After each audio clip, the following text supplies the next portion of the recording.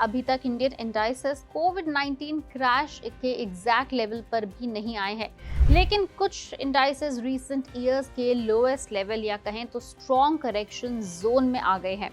Data के हिसाब से मार्च 2026 करेक्शन ब्रॉड बेस्ड है। निफ्टी 50 साल 2026 की शुरुआत से अब तक लगभग 10 से 11% तक गिर चुका है।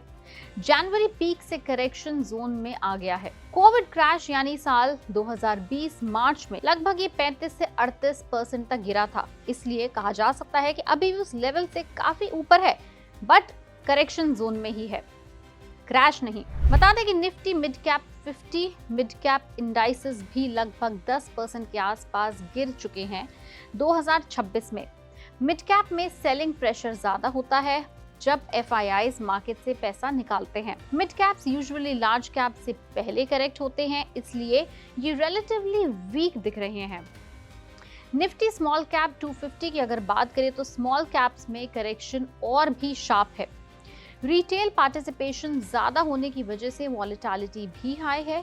कई स्टॉक्स लगभग 20 से 40% तक अपने हाई से नीचे ट्रेड कर रहे हैं इंडिविजुअल लेवल पर। ऐसे में अब आप अपना पैसा कहां इन्वेस्ट करें जो आपके लिए अभी फिलहाल की अच्छी बाइंग अपॉर्चुनिटी हो सकती है, तो उसका जवाब है इंडेक्स म्यूचुअल फंड्स में।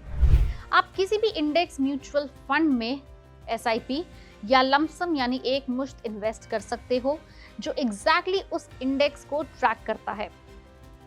एग्जाम्पल के तौर पे बताते हैं, निफ्टी 50 के लिए Nifty 50 index fund, Nifty mid cap 150 के लिए mid cap index fund, Nifty small cap 250 के लिए स्मॉल कैप इंडेक्स फंड। अगर हम कुछ AMCs यानी एसेट मैनेजमेंट कंपनीज के पॉपुलर इंडेक्स फंड्स की बात करें तो एग्जाम्पल के तौर पे कुछ नाम बताते हैं, जैसे UTI asset management Nifty 50 index fund, HDFC asset management index fund, ICICI prudential asset management Nifty index fund.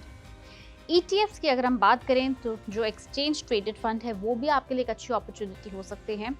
ETF बिल्कुल स्टॉक की तरह ही एक्सचेंज के ऊपर ट्रेड होता है और ये भी इंडेक्स को ही ट्रैक करता है। एग्जाम्पल के तौर पे नाम बता रहे हैं, Nippon India ETF Nifty 20, SBI ETF Nifty 50, ICICI prudential Nifty ETF।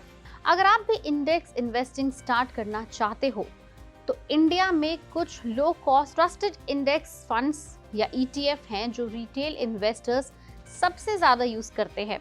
ये फंड्स डायरेक्टली निफ्टी 50 या BSE सेंसेक्स को ट्रैक करते हैं।